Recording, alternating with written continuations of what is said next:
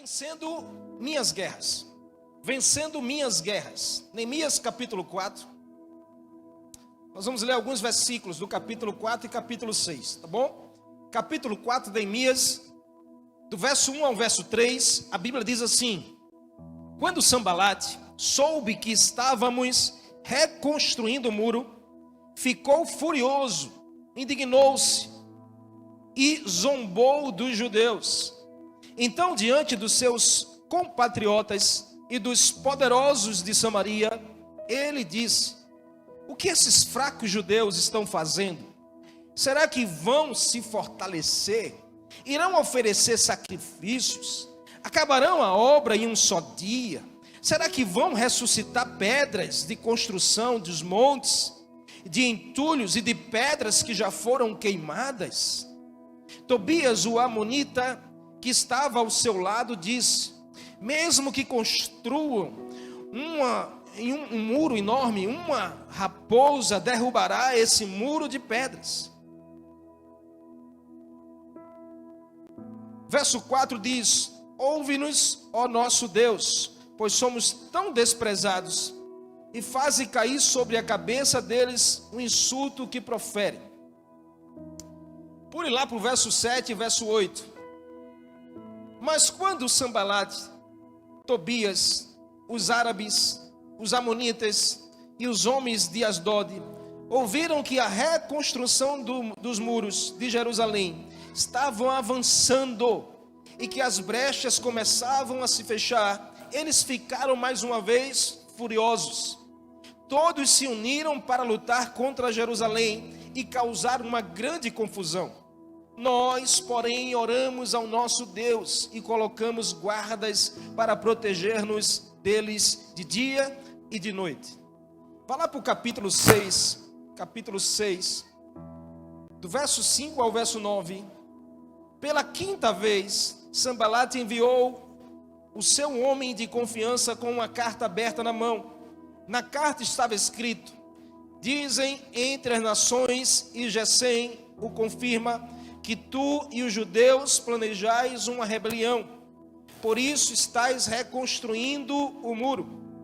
Dizem também que queres tornar-se rei deles, e que nomeastes profetas em Jerusalém para proclamarem a teu respeito: há um rei em Judá. Essas coisas chegarão aos ouvidos do rei, por isso vem e vamos conversar. Mandei dizer-lhe então: nada do que dizes é verdade, é tudo invenção sua. Pois todos eles tentavam atemorizar-me, dizendo: eles vão abandonar a obra, ela não será concluída. Então pedi a Deus: fortalece as minhas mãos. Verso 10 a verso 13.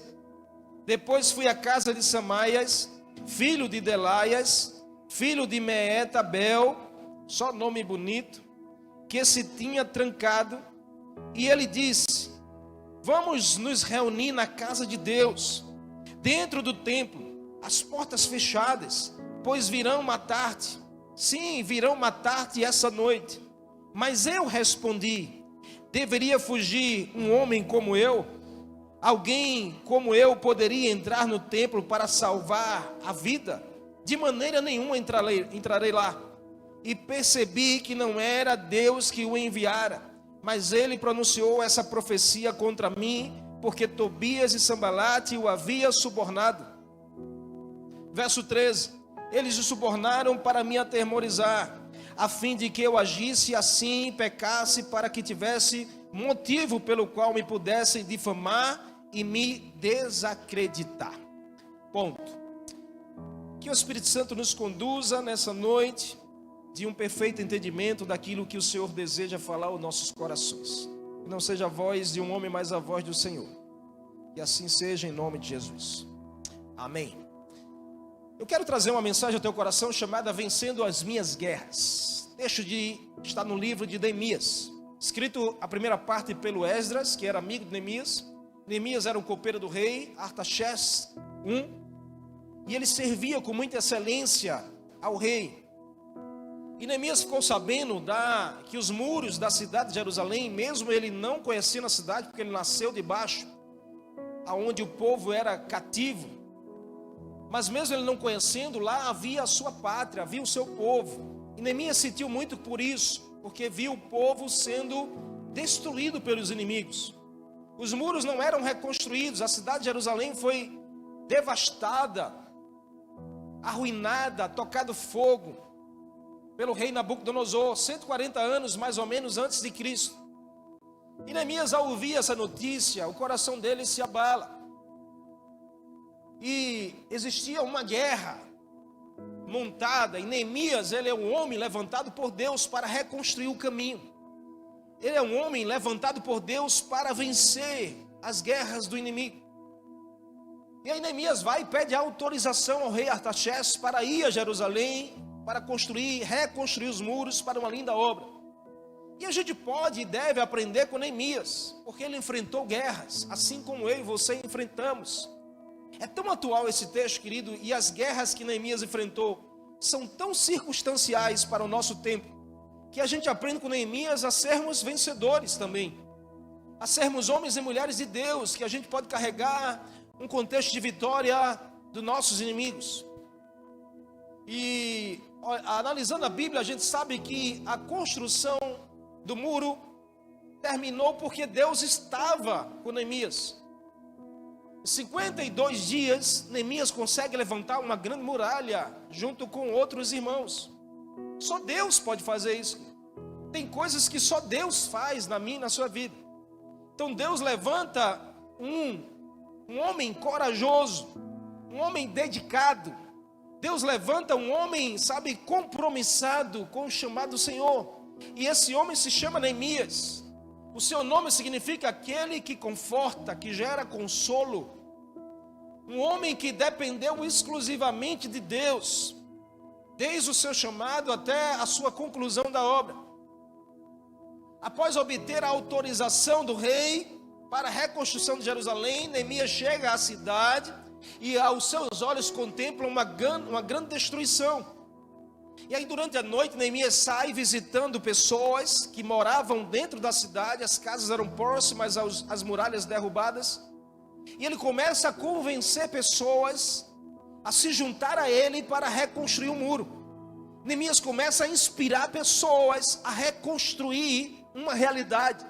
Neemias começa a inspirar pessoas a recomeçar uma história. Neemias começa a inspirar pessoas a ter a esperança de vencer os inimigos, a ter a esperança de ver Deus glorificado na sua vida e através da sua vida. Neemias começa a inspirar pessoas ao ponto de levantar um grande grupo de pessoas para abraçar essa causa. Porque a causa não era só dele, a causa era uma causa de Deus. A causa não era de Neemias, a causa era de Deus. E quando a causa é de Deus, ele nos ajuda a inspirar pessoas a se levantar e abraçar a mesma causa. Qual era a necessidade? A cidade de Jerusalém permanecia em ruínas. Desde a destruição de Nabucodonosor, a cidade estava em ruínas, não tinha muros. E uma cidade sem muros era sinônimo de vergonha aqui. Não é tipo a nossa casa que tem um muro, e a gente sabe que existem países em que casas não tem muro, existem lugares em que casa não tem muro. Como você vai, por exemplo, a gente às vezes vai a Gravatar, existe um condomínio fechado, as casas não tem muro que separa, é área aberta, área livre. Mas quando se trata de uma cidade histórica como Jerusalém, não ter muro era uma vergonha. Por quê? Porque ela se tornava uma cidade vulnerável aos ataques dos seus inimigos. Qualquer inimigo entrava e saía da cidade a hora que quisesse. Qualquer inimigo entrava e contaminava aqueles que estavam dentro da cidade, porque não tinha muralhas, não tinham muros para proteger. Então Neemias estava diante de um grande desafio. Assim como eu e você estamos diante de um grande desafio na geração como essa. Porque era tão importante reconstruir os muros, queridos. É que sem os muros não havia separação dos inimigos. Sem os muros, queridos, não havia proteção contra os ataques do inimigo. Sem os muros, o inimigo entrava e saía a hora que queria. Então Neemias sabia de forma muito clara que era preciso edificar os muros.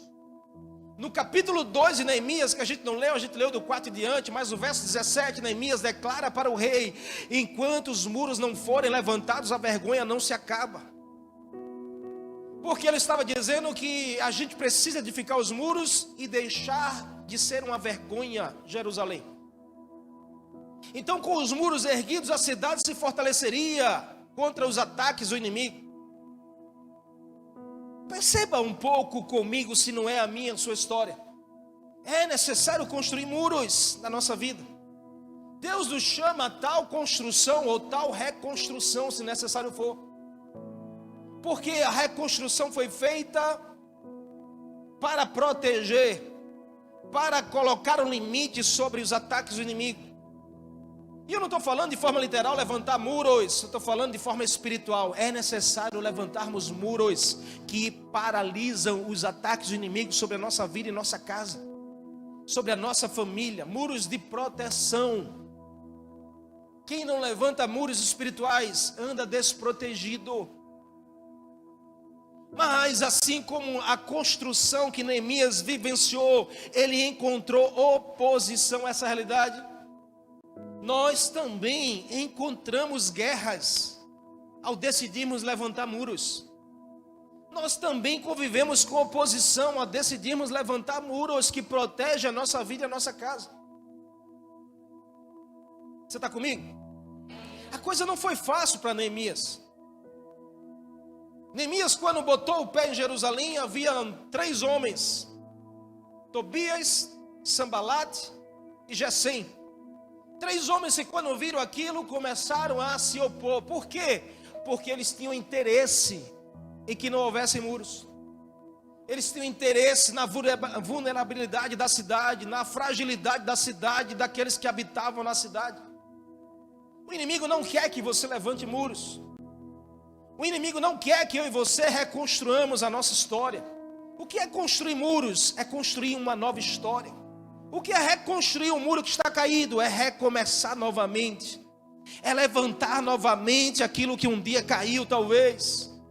E Deus é um Deus especialista em recomeço. Deus é um Deus que ama ver recomeçar histórias, ver um povo ou alguém se levantar para dizer: nós vamos reconstruir essa história, nós vamos voltar a levantar o muro, nós vamos se alegrar, não vamos viver mais a vergonha, nós vamos viver o êxito, a glória, nós vamos viver a honra de uma reconstrução. Não é vergonha reconstruir, vergonha é permanecer caído. Não tem vergonha nenhuma de você reconstruir um muro que foi caído um dia. A vergonha é a gente deixar o muro no chão. A vergonha é a gente deixar uma história, sabe, que talvez é passado, se tornar tão real o presente. Neemias enfrentou desafios e venceu. Neemias enfrentou desafios, mas ele venceu. Você e eu enfrentamos desafios e nós precisamos vencer, querido. Não somos chamados para andar derrotados, perdedores, falidos, vergonhosos, não. Nós somos chamados e servimos a um Deus que é um Deus de vitória. Nós somos chamados para sermos mais do que vencedores. Deus nos dá a condição de a gente vencer os desafios, vencer as nossas guerras. Cada um tem um nível de guerra diferente. Cada um enfrenta suas lutas de forma diferente, diárias, mas o fato é que nós precisamos e devemos vencer as nossas guerras. Quais as lutas que você tem enfrentado hoje? Vamos aprender com Neemias, amém? Eu quero me inspirar na vida desse homem chamado Neemias. Talvez seja o meu e o seu nome. E a gente encontrar segredos para vencermos as nossas guerras, vencermos os desafios diários, as batalhas diárias. Qual é a primeira dificuldade que Neemias enfrentou quando ele chega a Jerusalém? No capítulo 4 a gente começa lendo, dizendo que Sambalate soube que estavam reconstruindo o muro. Chegou ao ouvido desse homem chamado Sambalate, um estrategista, alguém usado não por Deus, mas pelo inimigo, para roubar a essência e a promessa de Deus para um povo. Sanbalate, ao ouvir isso, a Bíblia diz que ele ficou furioso, porque o inimigo ele fica furioso quando vê alguém reconstruir a história, quando vê alguém levantar muros, quando vê alguém dizendo assim, nós vamos viver novamente algo novo em Deus. O inimigo fica furioso porque ele não gosta disso. E o que a gente pode aprender? A primeira guerra que Neemias enfrentou foi o descaso. Então, quer um conselho? Vença o descaso. Como eu posso vencer o descaso? Valorizando. Descaso, todos nós lidamos com isso. Eu estou falando de batalhas e de guerras que eu e você convivemos com isso. E talvez você vai se identificar muito. Porque aqui o verso 2 diz que Sanbalate declara a seguinte palavra para Neemias: o que esses fracos judeus estão achando que estão fazendo? O que esses fracos judeus estão querendo fazer? A palavra do inimigo foi um descaso para alguém que se levanta para viver uma nova história, para alguém que se levanta para fazer diferente.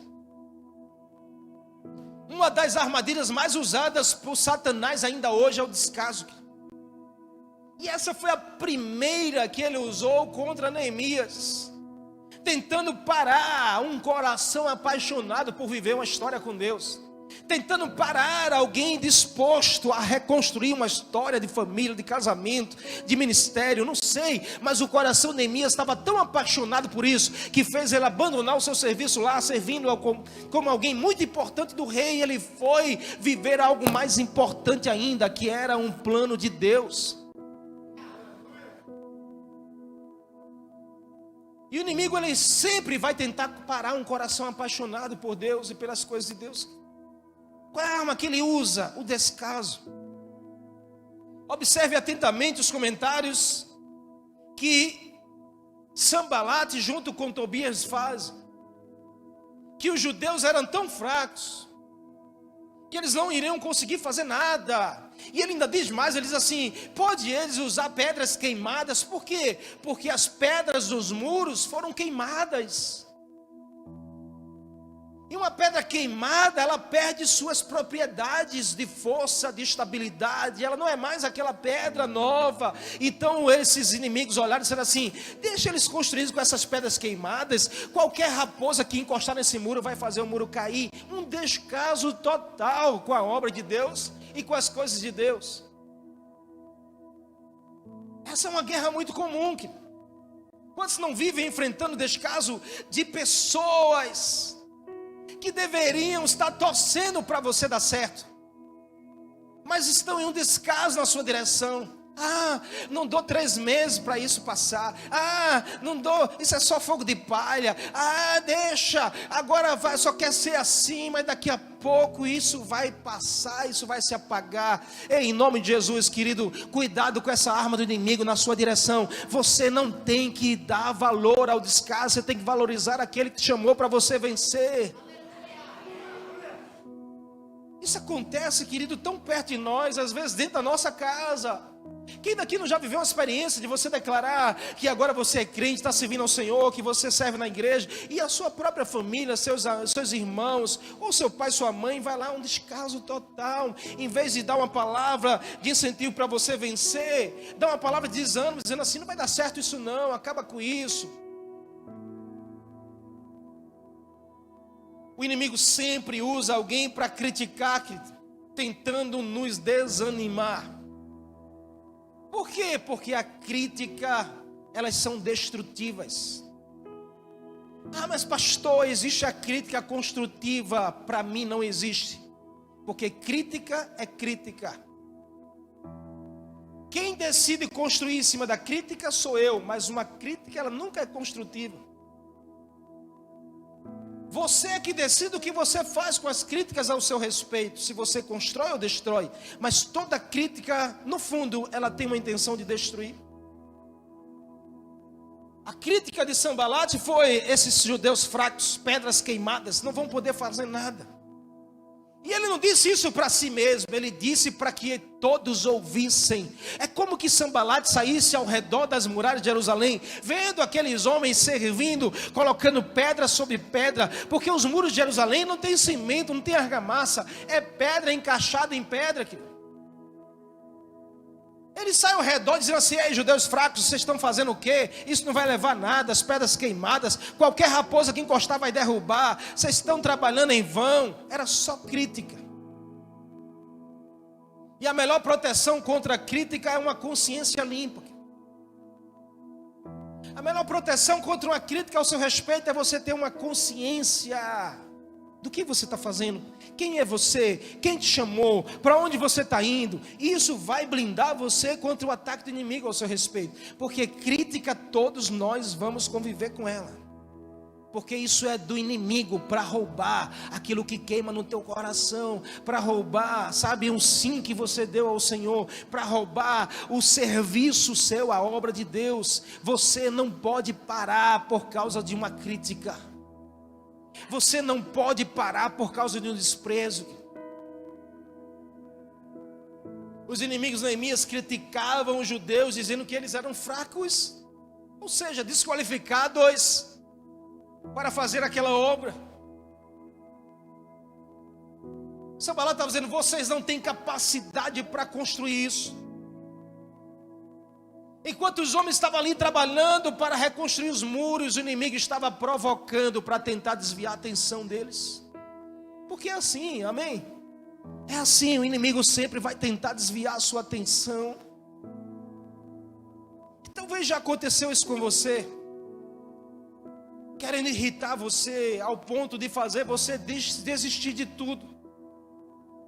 Talvez você conheça alguém que desistiu de tudo só por causa de uma crítica. Desistiu de Deus por causa de um desprezo, já abandonou, sabe, as coisas do Senhor, jogou para trás só porque não se agradou, se irritou com algo. Mas isso é a obra do inimigo, querido. E é isso que ele continua a fazer ainda hoje. Você está comigo, amém? Como assim, pastor? Veja se não é assim. Você trabalha para construir algo, o inimigo vem e trabalha para destruir aquilo que você tentou construir. É assim, desde o começo, e vai ser assim até o final. O diabo não trabalha para construir nada, irmão. O diabo só trabalha para destruir aquilo que é construído.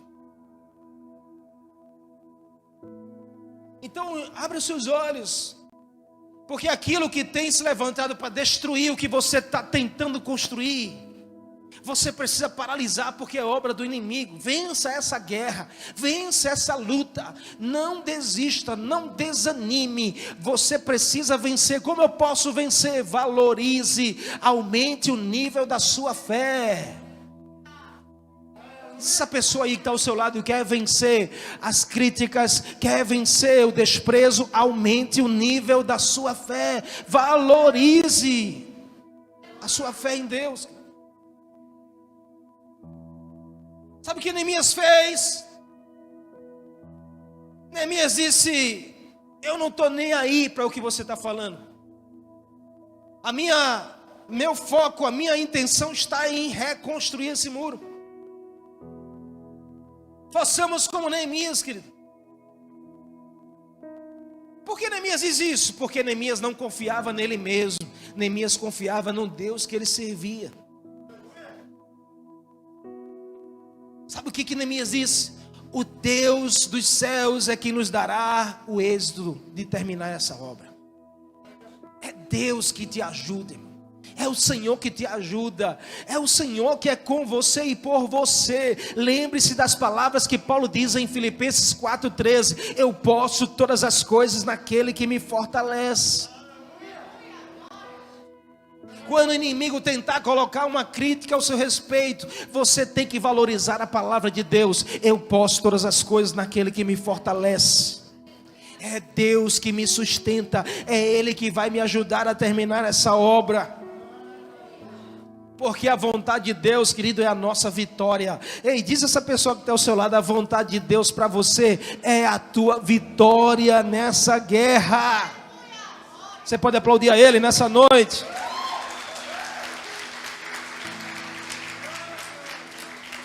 Não dê ouvidos ao inimigo. Não dê ouvidos às críticas. Prossiga em sua obra de restauração. Nunca desanime. Pois assim fez Neemias e o povo. Foi através do ânimo que eles em 52 dias reconstruíram todo um muro de Jerusalém. Então está na hora de eu e você aumentarmos o nosso nível de fé. Aumenta aí o nível da tua fé, querida. Aumenta o nível, deixa queimar. Bota mais lenha para o fogo queimar, não deixa a chama apagar. Porque o trabalhar do inimigo é jogar água nessa chama. Qual é o meu trabalhar? É jogar lenha para queimar mais. Amém? Qual foi a segunda luta que Neemias enfrentou e venceu? O confronto. Primeiro, Neemias enfrentou o desprezo e ele venceu. Segundo, Neemias enfrentou o confronto e ele venceu. Vença o confronto como, pastor? Resistindo. Do verso 7 ao 9, a Bíblia diz que quando Sanbalate e Tobias e os árabes e os anomitas e os homens de Asdod ouviram que a reconstrução do muro de Jerusalém estava avançando, eles já tinham passado da metade da construção, eles ficaram mais furiosos ainda. E aí o texto diz que todos se uniram para lutar contra Neemias e o povo de Jerusalém. Eles se juntaram e foram ao confronto, porque o inimigo ele primeiro faz assim. Ele primeiro usa uma crítica, ele primeiro usa um desprezo, mas ele vê que não pode parar você continua lá perseverando, está desprezo, mas você continua avançando, tem crítica, mas você continua fazendo e servindo. Aí o inimigo fica mais furioso ainda, e sabe o que ele faz? Ele vai ao teu confronto, ele junta as forças e vai em tua direção. Eu estou compartilhando coisas que são realidades espirituais para mim e para a sua vida num tempo como esse. O texto diz que todos se uniram para lutar contra e causar uma confusão. Sabe qual era a intenção do inimigo? Era provocar um caos. Então, os inimigos perceberam que o escárnio não havia funcionado. Então planejaram atacar armando. E por isso começaram a convocar mais forças. E eles agora vão ao confronto. O termo aqui, querido, de inimigos, é a palavra sar, que significa causar dano. O objetivo era confrontar. Por quê? Tinha o objetivo de, no confronto, gerar feridas. Porque um soldado ferido, ele paralisa. Então o que eles queriam? Ferir Neemias para parar a obra. Assim é o diabo hoje. Esse Sanbalate representa exatamente o comando do diabo. E eles estavam ali se unindo, prontos para destruir um projeto de Deus. Sanbalate é o secretário. Porque quando o diabo não vem, ele manda o secretário.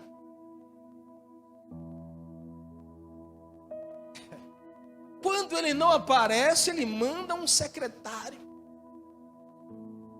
Ou uma secretária.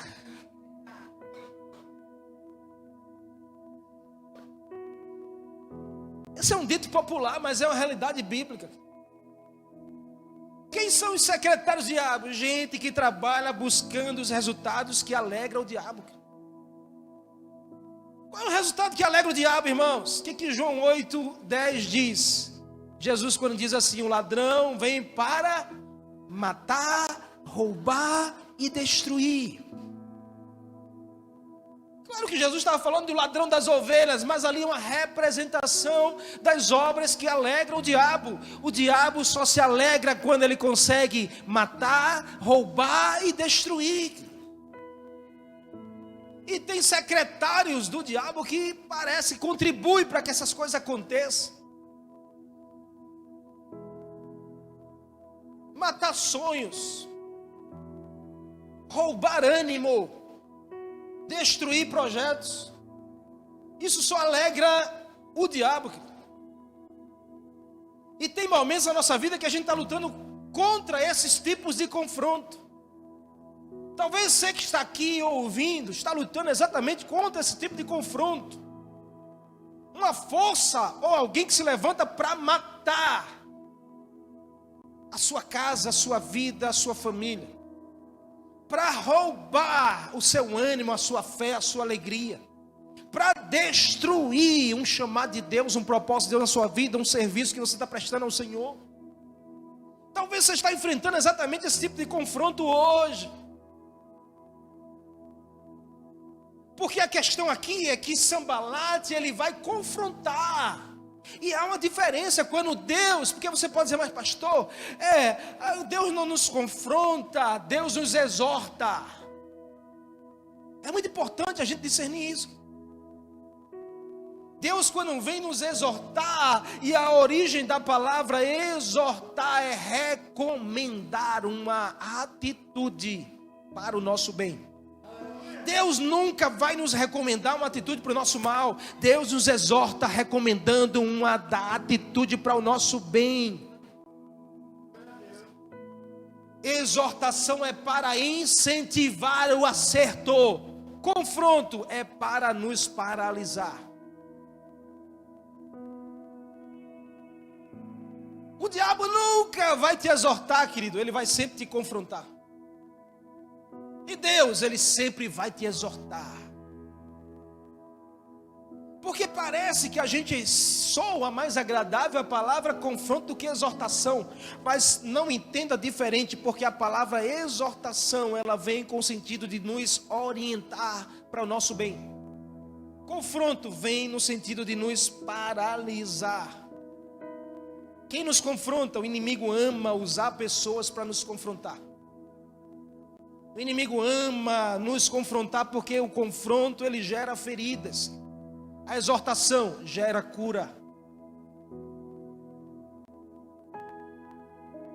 Sabe, eu sempre que aprendi isso à luz da palavra e aprendo isso com Jesus, eu disse, eu não uso confronto no meu discipulado, no meu pastoreado, eu uso a palavra como exortação para um conselho, para o bem. Porque toda exortação, ela vem com a essência de curar a ferida, de curar o erro. Mas todo confronto vem com a essência de, parece que, gerar mais ferida no erro. Você está comigo, amém? Os muros já estavam reconstruídos até a metade. E isso gerou mais fúria em Sambalate. Sambalate não desistiu. Tentou conseguir um encontro com Neemias. Ele manda um recado para Neemias dizendo assim, olha, vem me encontrar aqui. Eu preciso dizer umas coisas a você. Supondo ele que sem a liderança de Neemias, a obra iria parar. Mas Neemias considerava a sua obra mais importante do que qualquer outra coisa.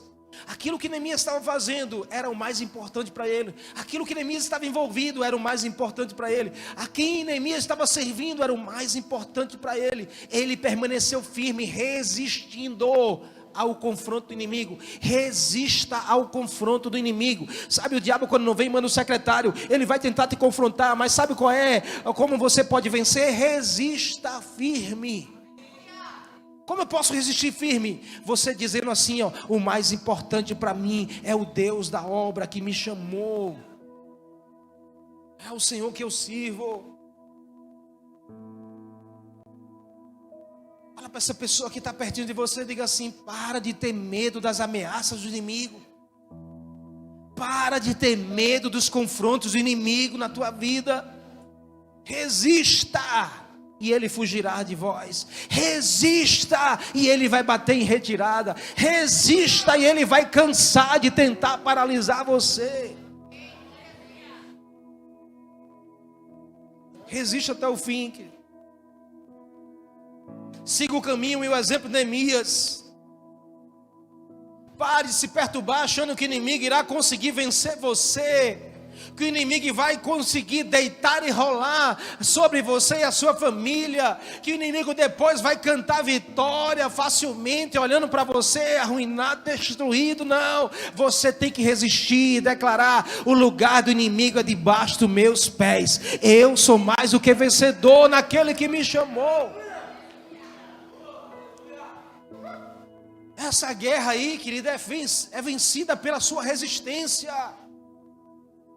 Ei, essa luta é vencida pela sua resistência. Você precisa ser um homem ou mulher de fé que resiste até o fim. Mas pastor, estão falando mal. Resista, irmão. Fique firme, porque uma hora vai parar de falar, irmão.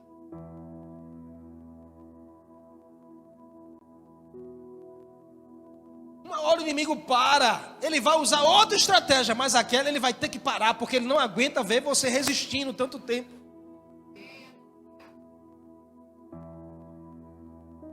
O que eu preciso ter, pastor? A certeza: Deus é maior do que qualquer inimigo, Deus é maior do que o meu inimigo, Deus é maior do que o diabo, Deus é maior do que todas as coisas. Resista como um vencedor, irmão. Resista como uma vencedora. Aumente o seu nível de esperança. Quer vencer o desprezo? Aumente o seu nível de fé. Quer vencer quer vencer isso, o confronto? Aumente o seu nível de esperança. Amém? Amém. Sanbalate disse: eita, esses homens não vão parar, irmão. A gente foi lá, disse que a gente tem uma força, um exército para vencer, ferir, mas eles não param jamais. Que povo é esse que não para? É o povo de Deus, amém? Aí o inimigo vem, ele não para também de investir. A terceira guerra que Neemias vence é a acusação. Porque ele venceu o desprezo, ele venceu o confronto. Aí agora o inimigo vem com acusação. Vença a acusação como, pastor? Confiando em Deus. Você está comigo? Capítulo 6, no verso 5. Pela quinta vez, Sanbalate enviou o homem de confiança com a carta aberta na mão, lendo para todo mundo. O que era a carta aberta? Ela chegava na praça, esse homem lia para todos ouvir. O que estava escrito na carta? Dizendo entre as nações e todos que os judeus, junto com Neemias, planejavam uma rebelião. Olha o que esse inimigo é capaz de fazer, querido. É capaz de levantar uma situação que não existe. A carta dizia: ei, sabe por que estão construindo um muro? Porque esse Neemias, junto com os judeus, querem gerar uma grande rebelião. Aí ele dizia mais, dizem também que ele quer tornar-se rei dentre eles. Olha a capacidade. E que ele vai nomear profetas em Jerusalém para proclamar ele rei. Aí, sabe como Neemias venceu esse ataque? Confiando em Deus. Neemias então manda dizer a ele: nada do que você está dizendo é verdade, tudo é invenção da sua cabeça.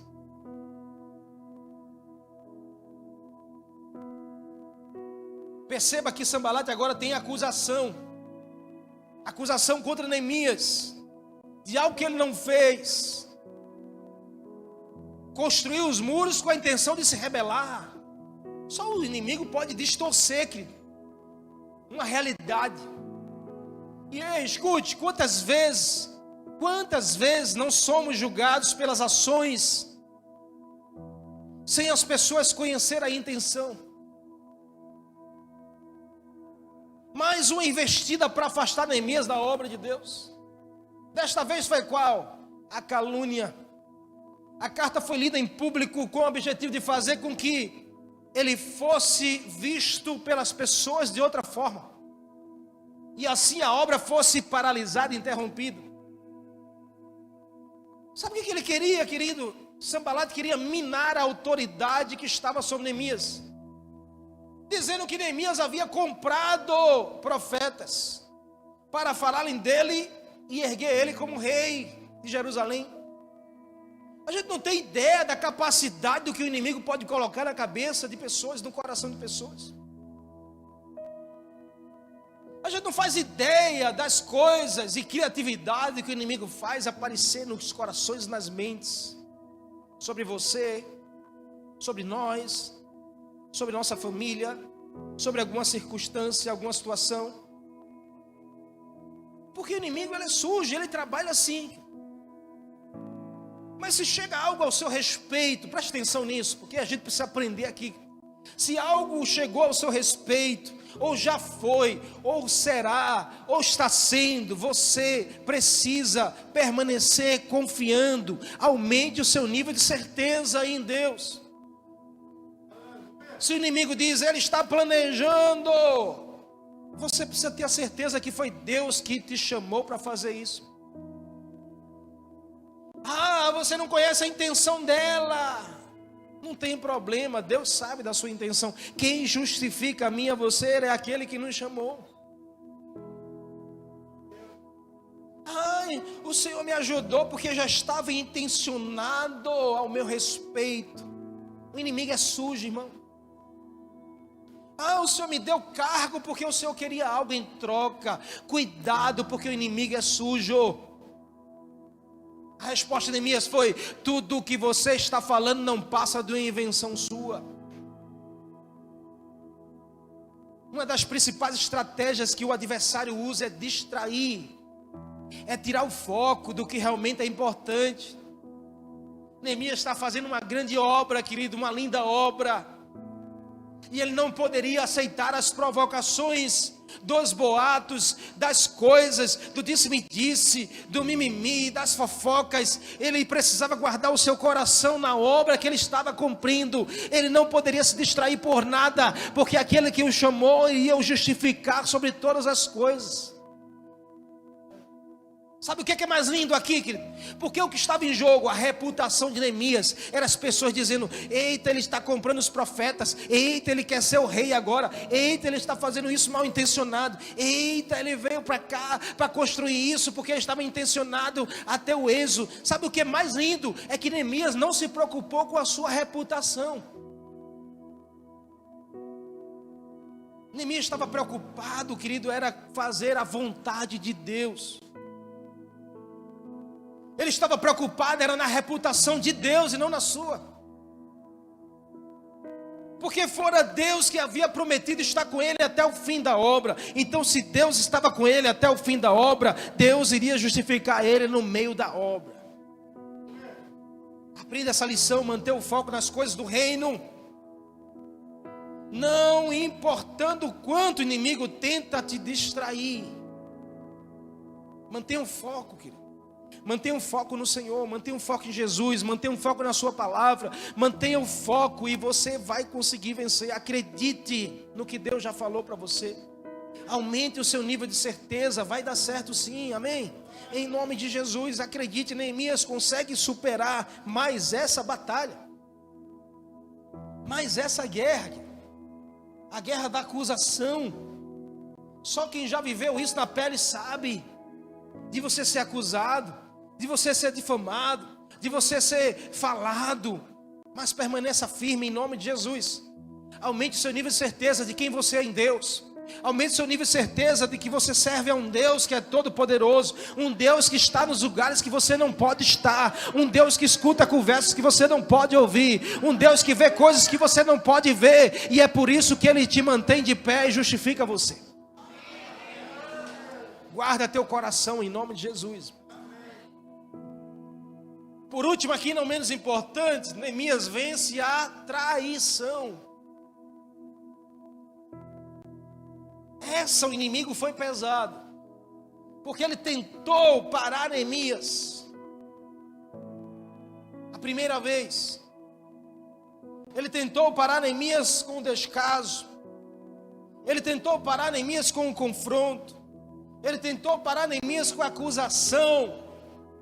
E ele tenta parar Neemias com a traição. Quer vencer, querido, a traição? Creia. é crendo, é aumentando o nível da nossa adoração a Deus. No verso 10 ao 13 diz que depois ele vai na casa de Semaías. Quem foi Semaías? Semaías era um profeta que acolheu Neemias. O profeta Semaías era o proprietário da casa onde Neemias refugiou-se da armadilha preparada por Noadias contra ele. Era um amigo que abriu a sua casa para hospedar. Quem refugia alguém na sua casa? Só alguém que tem um apreço. É alguém que abre as portas para receber você, que refugia você na casa. Mas esse homem, ele foi subordinado. Esse homem foi convencido por Sanbalate e Tobias. Aí esse homem que acolheu Neemias, ele chega para Neemias e diz assim: Neemias, vamos para a casa de Deus. A gente vai entrar no templo e a gente vai se esconder, porque essa noite eles vêm matar você. E é só lá, na casa de Deus, que a gente pode se refugiar e se proteger. Olha o convite, querido, nada errado. Tem alguma coisa errada nisso, irmão? Tem alguma coisa errada nisso? De alguém chegar para você e dizer: vamos para a casa de Deus, vamos para a casa do Senhor, lá a gente fica protegido, ninguém consegue nos alcançar, ninguém vai matar a gente, lá a gente está protegido, a gente fecha as portas, fica lá dentro do templo. Um convite aparentemente ótimo, mas tinha alguma coisa errada no meio. Porque Neemias sabia que Neemias não poderia ir ao templo, porque ele não era capacitado para isso. Sabe, Neemias disse que os inimigos vão tentar te matar ainda essa noite. Foi a palavra de Neemias para Neemias: vamos para o templo se esconder lá. Esse era o propósito real do profeta: induzir Neemias ao erro. Induzir Neemias ao erro. Escute, isso é seríssimo. Alguém que abriu a porta para acolhê-lo, agora estava induzindo ele ao erro.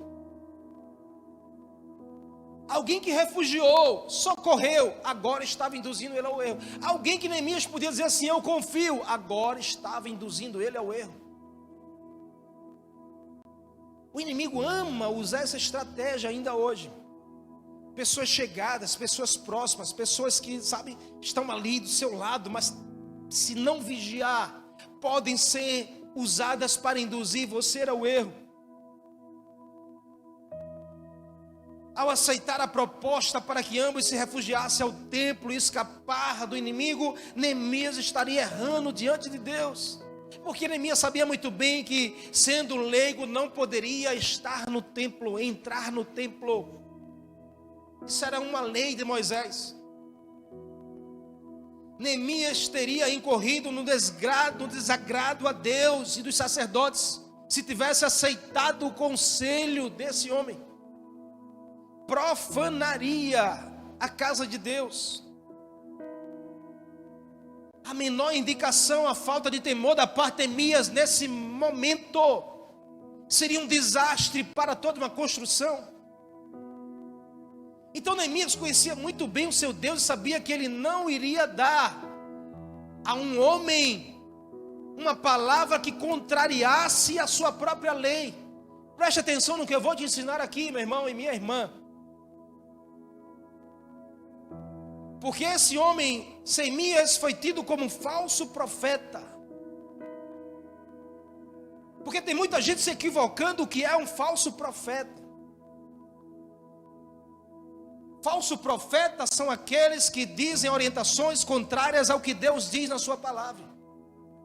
Ponto. Não chame alguém de falso profeta que ensina a Bíblia, que prega a Bíblia, que ensina as orientações que estão na palavra de Deus. Falsos profetas são aqueles que se levantam para ensinar coisas contrárias, coisas que os textos não dizem, coisas que Deus não falou. Guarde o seu coração quanto a isso. Você está entendendo? Porque até de falso profeta eu estou sendo chamado. Mas a gente precisa aprender na Bíblia, irmão, que é um falso profeta? Falso profeta é todos aqueles que ensinam contrários ao que Deus está dizendo, o que Deus está ensinando e a vontade de Deus.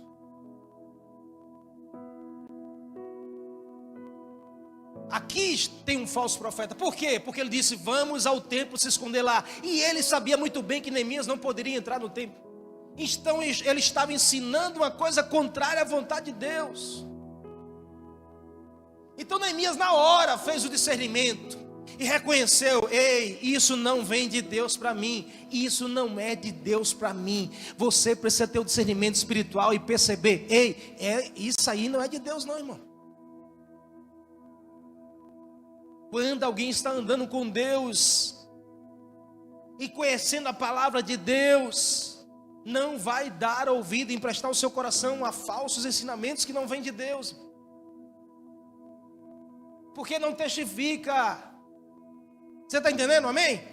Se você anda com Deus, conhece a palavra de Deus, quando você ouve alguma coisa estranha, não testifica, você na hora vai dizer: isso não é de Deus. Mas se gera paz no teu coração, isso é de Deus. Se está testificando com a palavra, isso é de Deus para você. Se queima o teu coração, é Deus falando com você. O inimigo tem usado pessoas para confundir a mente, simplesmente aumentando, sabe? Aumentando a expectativa de você alcançar coisas que são pessoais. A resposta de Neemias foi: ei. Por que alguém como eu teria que fugir? Neemias olha para o seu amigo que refugiou ele, alguém chegado, confiava. O camarada agora estava sendo comprado por Sanbalat e Tobias para convencer Neemias ao erro. Neemias olha para ele discernindo, dizendo assim: ei, por que eu vou ter que fugir? Não. Por que eu tenho que me esconder?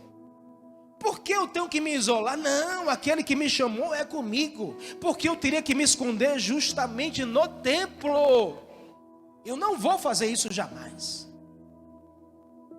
Neemias percebe que aquele plano não agradaria a Deus. Que tal eu e você usarmos essa condição? Balança essa pessoa que está ao seu lado, eu estou terminando, mas diga ela assim: que tal você usar essa chave que te leva a grandes conquistas e grandes vitórias? Use essa mesma chave de perceber: isso vai agradar a Deus ou não vai agradar a Deus? Isso é da palavra de Deus ou não é da palavra de Deus? Isso é de Deus para mim ou não é de Deus para mim? Aumente o seu nível de adoração e você vai ter mais discernimento. Se você tem enfrentado algo assim, querido, gente, sabe, que acabou errando com você, traindo você, sabe, alguém que você esperava e a pessoa abandonou, antes de qualquer coisa, busque ao Senhor. Aumente o seu nível de adoração. Antes de você ter uma atitude, dar uma resposta: isso vai agradar a Deus? Isso é de Deus? Não. Vamos para a casa de Deus? Não, não é de Deus. Vamos se esconder? Não, não é de Deus. O que Deus quer? Continue adorando a Ele. Continue fazendo o que você estava fazendo. Continue na obra. Neemias diz: eu estou realizando uma grande obra e eu não posso parar, eu não posso descer, eu não posso desistir. Mas você está correndo risco. Deus me guarda e me livra de todo mal, porque foi Ele que me trouxe até aqui. Guarda o teu coração, irmão. As guerras existem, são reais na vida de todos. Eu falei de situações que aplicam para o nosso dia a dia aqui presente, para essa geração. Mas também a gente aprende aqui segredos para a gente vencer, irmão. O diferencial está na forma que nós lutamos. Aqui nós aprendemos lições que a gente pode dizer assim: olho para Neemias e é assim que eu luto as minhas guerras. Eu olho para Neemias e é assim que eu luto as minhas guerras. Você precisa ter uma forma de lutar suas guerras. Qual é a forma? Não é a forma que o mundo te ensina. Não é de sangue para sangue. Não é devolvendo o que você... É assim que você tem que lutar as suas guerras. Aprenda com Neemias a vencer as batalhas que você tem enfrentado. Aprenda com Neemias a vencer as guerras que você tem lutado. Mas você precisa bater no peito e declarar: é assim que eu luto as minhas guerras. Porque alguém vai te perguntar um dia: como você fez para vencer isso?